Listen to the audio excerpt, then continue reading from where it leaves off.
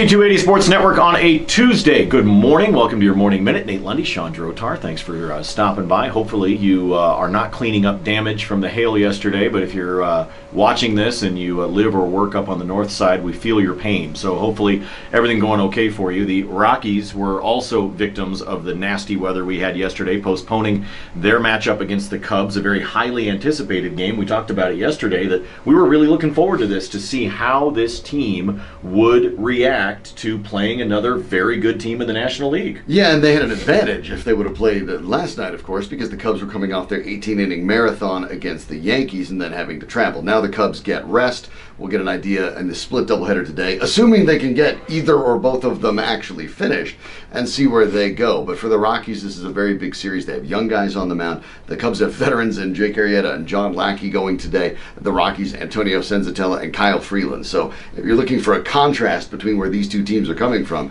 that's probably it. But the Rockies still find themselves in first place, though the Dodgers are gaining.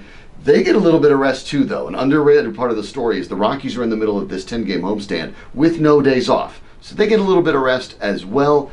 We'll see. It'll be a very interesting series, especially now that it's compressed to 3 games in 2 days. Yeah, they do have the option just to be aware of. The Rockies do not have a day off. They would start a series against the Dodgers on Thursday, as Shawn was talking about, with the Dodgers playing very well. However, the Cubs do have an off day on Thursday. So if some of this has to continue to be maneuvered, day-night doubleheaders, things like that, I'm sure they're going to try to do everything they can to get the games in, regardless of what Mother Nature decides to throw at them. You brought up the pitching, Shawn. I feel like in this series, as it is a lot of times for the Rockies, despite the fact that they've had some success with their pitching early on in the season, it is about the bats. It's about the offense getting going, especially while they're at home. I feel like that, as much as Senzatella and Freeland are going to be telling the story over the course of the next 24 hours. Yeah, when you look at the pitching in Coors Field, the best way for these two guys to approach it, the young guys in Senzatella and Freeland, is not to out-pitch Jake Arrieta or John Lackey. Don't think about it that way. Think about keeping your team in the game, stay in the game, outlast the other team. If you give up 5,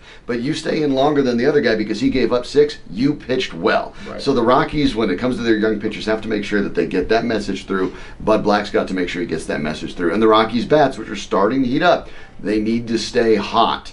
Now you can have maybe Nolan Arenado back in. You've gotten good fill-ins from Pat Valaika, and Mark Reynolds, of course, has looked like a superstar. He's never been this good in his career. Yeah, we'll keep an eye on all of that. Also, we talked about how many Cubs fans we were expecting at the stadium. Shameless plug for our buddy Paul Klee, who has a great column up at the Gazette today, talking about how, with not just what was already the case in terms of Denver being a destination moving point for folks, but if you look at over the course of the last 2 years, the amount of population that has relocated here to Denver, we've all experienced it in the traffic on I-25, so we know it all too well.